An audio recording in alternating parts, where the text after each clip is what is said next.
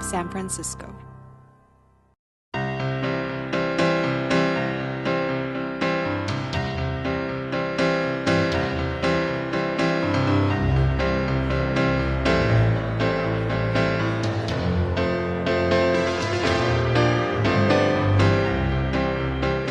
I'd always been interested in the environment since I was a little kid.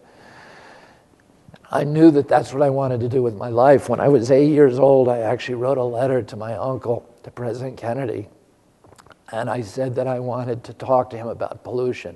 And he invited me to the Oval Office, and I spent a morning with him, and I brought a salamander that in a pitcher like this that I had caught the night before as a present for him. And actually, the chlorine, our house had just gone on town water from well water, and the chlorine killed that was a salamander.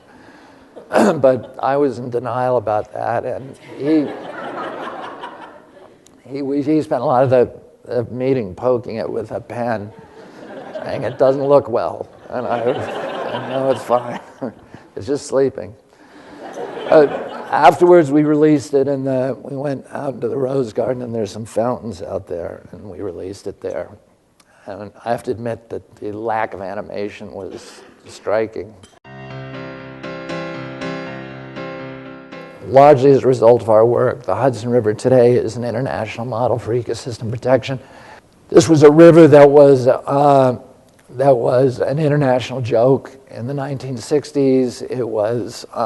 It was dead water for 20-mile stretches north of New York City, south of Albany.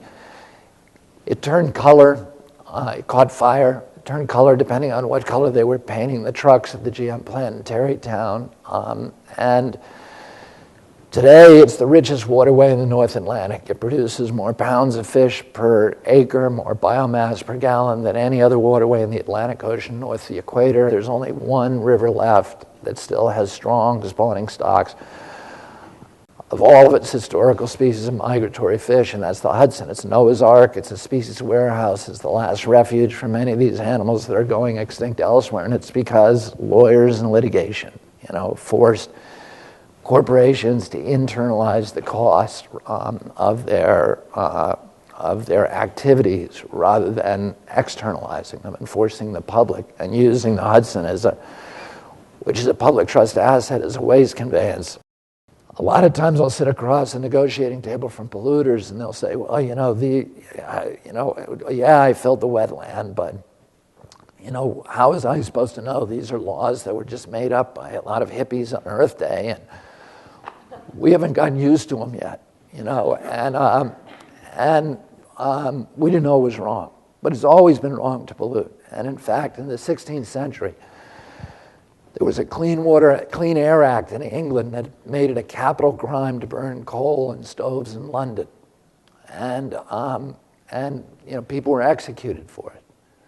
So it's always been a crime to pollute.